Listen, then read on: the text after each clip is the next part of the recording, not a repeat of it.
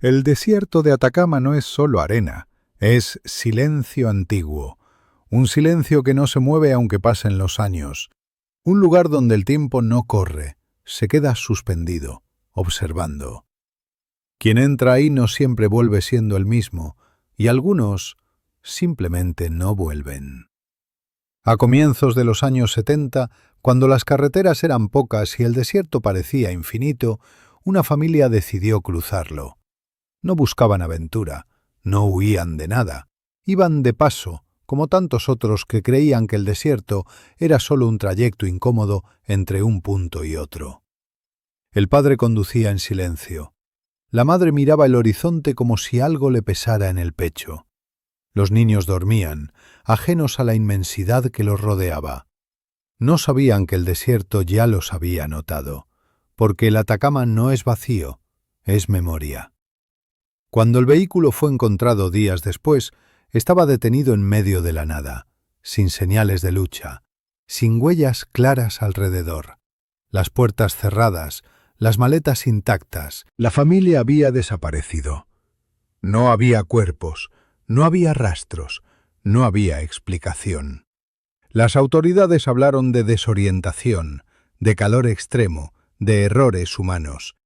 Pero quienes conocen el desierto saben que esas palabras no alcanzan, porque hay algo allí que no responde a la lógica. Los meses pasaron, luego los años. La búsqueda se fue apagando, como se apagan las historias que no encuentran respuestas. El desierto volvía a cerrar sus ojos de arena, guardando el secreto como solo él sabe hacerlo. Hasta que 5 años después, algo rompió el silencio. Un trabajador encontró una botella semienterrada a varios kilómetros del lugar donde apareció el vehículo. No era antigua, no estaba erosionada como todo lo demás, era como si hubiera estado esperando. Dentro había una carta. La letra era temblorosa, las palabras cortas, como escritas con miedo o con resignación. No explicaba qué había pasado. No decía dónde estaban.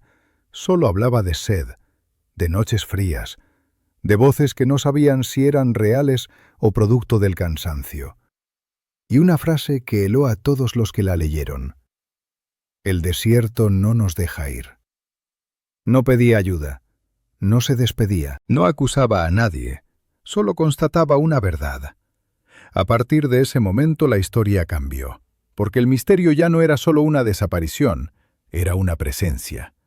Personas de la zona comenzaron a contar cosas, no testimonios oficiales, relatos dichos en voz baja, historias que no se escriben en informes. Hablaban de luces lejanas que se movían donde no había caminos, de radios que captaban voces sin origen, de personas que juraban escuchar pasos cuando no había nadie. El desierto, decían, no mata rápido. Primero te confunde, luego te observa, y cuando ya no puedes distinguir lo real de lo imaginado, te guarda. No es un lugar cruel, es indiferente. Con el tiempo la carta desapareció de los registros oficiales. Algunos dicen que fue archivada, otros que alguien decidió que era mejor no seguir removiendo el pasado. Pero la historia quedó. Porque hay algo que se repite en el Atacama. No solo personas desaparecidas, también cartas, restos, fragmentos, señales mínimas que aparecen años después, cuando ya nadie las busca. Como si el desierto decidiera cuándo devolver algo. Y cuándo no. Los familiares nunca tuvieron respuestas. Nunca hubo cierre, solo silencio. Y tal vez eso es lo más duro de estas historias. No el misterio, no el miedo, sino la ausencia de un final. Porque hay lugares donde las historias no terminan.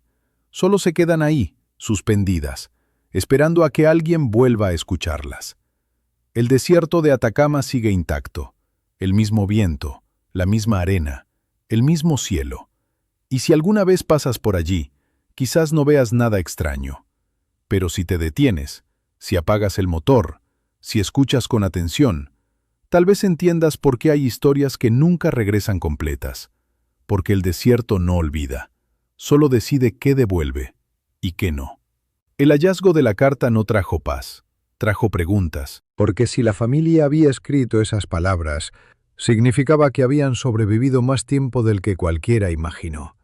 días, quizás semanas, caminando en un territorio que no perdona errores, donde cada paso puede ser el último. Los peritos analizaron la hoja. No estaba quemada por el sol, no estaba desintegrada, había sido protegida, guardada con cuidado, como si quien la escribió supiera que ese papel debía resistir, aunque ellos no lo hicieran. La letra se volvía más torpe hacia el final. Las frases se acortaban. El trazo temblaba. No era solo cansancio, era algo más. Personas con experiencia en supervivencia dijeron después que el desierto juega con la mente, que primero quita el sentido de la distancia, luego el del tiempo, y al final, el de la realidad. Lo que uno cree ver no siempre está ahí, y lo que está ahí, a veces no se ve. La carta hablaba de noches donde el frío dolía más que el calor del día, de estrellas tan cercanas que parecía que iban a caer encima, de un silencio tan absoluto que empezaron a escuchar sus propios pensamientos en voz alta. Y también mencionaba algo inquietante. Decía que no estaban solos. No hablaba de personas, no hablaba de animales. Hablaba de una sensación, como si algo los observara desde lejos, sin acercarse, sin tocar, solo esperando. Los investigadores descartaron esa parte.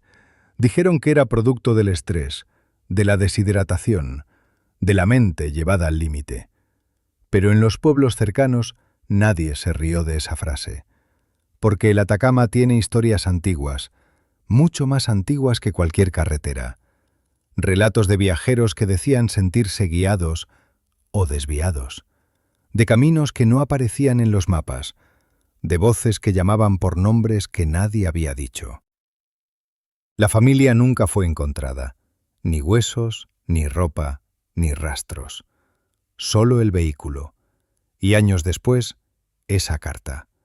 Como si el desierto hubiera decidido devolver solo eso, una prueba mínima, lo suficiente para confirmar que estuvieron allí, y nada más. Con el tiempo, la historia dejó de aparecer en los medios. Nuevas noticias ocuparon su lugar, nuevos casos, nuevas tragedias.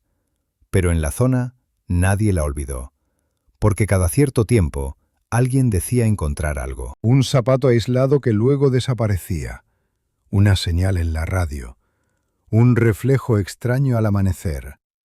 Nada comprobable, nada permanente, solo indicios. El desierto es así, no te enfrenta, te desgasta, te observa hasta que dudas de ti mismo, y cuando ya no sabes si avanzas o retrocedes, te quedas. Hoy quienes cruzan esa ruta lo hacen rápido, sin detenerse, sin apagar el motor. Algunos dicen que es por precaución, otros por respeto, porque hay lugares donde no conviene quedarse demasiado, no por miedo, sino porque hay silencios que empiezan a hablar. Y tal vez lo más inquietante de esta historia no sea que una familia desapareció, sino que el desierto, 5 años después, decidió recordarnos que aún los tenía. No con gritos, no con cuerpos, solo con una carta.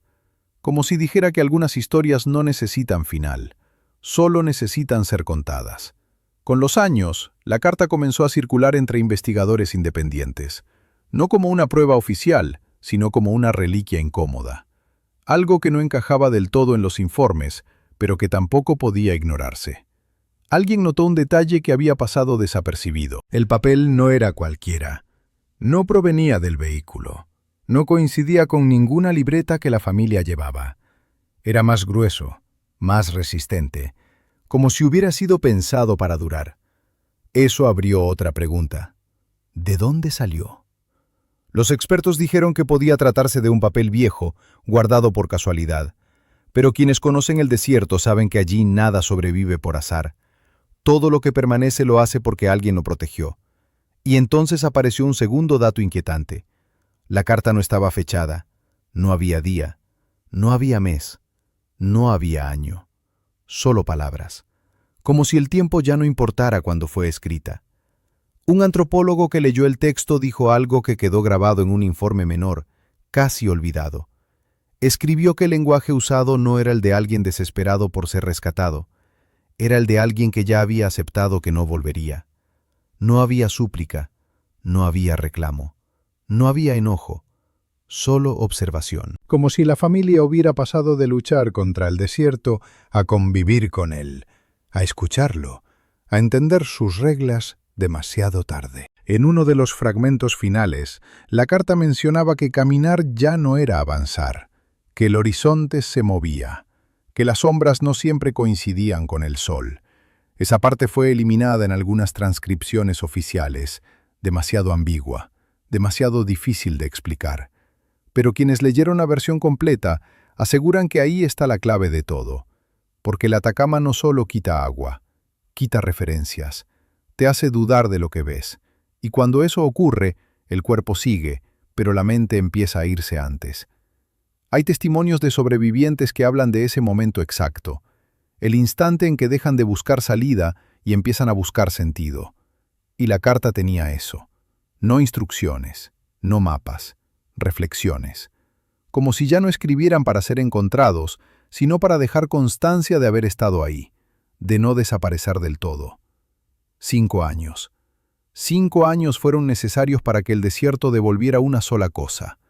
No restos, no pistas claras, solo un mensaje. Y quizás eso es lo más perturbador, porque en el Atacama, cuando algo se pierde, suele perderse para siempre. Pero cuando algo regresa, lo hace porque el desierto lo permite. Los pobladores más antiguos dicen que el desierto no es vacío, es memoria, guarda lo que toca, y a veces, cuando el silencio es demasiado largo, devuelve un fragmento. No para resolver el misterio, sino para mantenerlo vivo. Hoy, la ruta sigue ahí. Los autos pasan, los turistas miran el paisaje y toman fotos. Todo parece inmóvil, eterno, inofensivo. Pero quienes conocen la historia bajan la voz al atravesarla, no por superstición, por respeto, porque saben que hay lugares donde no desapareces de golpe. Primero te diluyes, luego te conviertes en parte del paisaje y al final solo quedas en lo único que sobrevive al sol, las palabras. Y esa carta, escrita por una familia que jamás volvió, sigue siendo lo único que prueba que, durante un tiempo breve y frágil, alguien caminó allí creyendo que iba a regresar a casa. Años después, cuando los investigadores cerraron oficialmente el caso, no lo hicieron porque hubiera respuestas. Lo cerraron porque ya no quedaba nada más que buscar. El desierto había ganado. No hubo cuerpos completos, no hubo una escena clara, no hubo una explicación que pudiera tranquilizar a nadie. Solo una carta. Una carta que no gritaba auxilio, que no pedía perdón, que no reclamaba al mundo. Una carta escrita cuando la esperanza ya no era una promesa, sino un recuerdo. Quienes han estudiado desapariciones en el Atacama coinciden en algo inquietante. La mayoría de las personas no muere de inmediato. Primero se pierden por dentro. El calor borra la noción del tiempo. El silencio amplifica los pensamientos. El horizonte engaña. Y llega un punto en el que seguir caminando ya no significa escapar, sino prolongar la despedida. La familia lo supo. Y cuando lo supo, escribió. No para ser rescatada, sino para no desaparecer del todo. Esa es la parte que más incomoda, que la carta no buscaba salvarlos. Buscaba dejar una huella, una prueba de que existieron, de que estuvieron allí, de que el desierto no los borró sin resistencia. El Atacama no devuelve personas, devuelve fragmentos, a veces una suela, a veces un metal oxidado, y muy de vez en cuando, palabras. Por eso esa carta sigue siendo tan perturbadora, porque no explica qué pasó exactamente, explica algo peor, explica cómo se siente entender que no hay salida. Hoy, nadie sabe dónde terminaron sus pasos. No hay un punto final marcado en un mapa. No hay una tumba. No hay una despedida formal. Solo una ruta larga. Un sol que no perdona. y una historia que sigue ahí, enterrada bajo kilómetros de silencio. Los que conocen el caso dicen que el verdadero error no fue cruzar el desierto, fue creer que el desierto es solo arena. No lo es. Es memoria. Y mientras esa carta exista, mientras alguien la lea o la escuche, esa familia no habrá desaparecido del todo. Porque el desierto puede quedarse con los cuerpos, pero cuando alguien cuenta la historia, todavía queda algo que vuelve.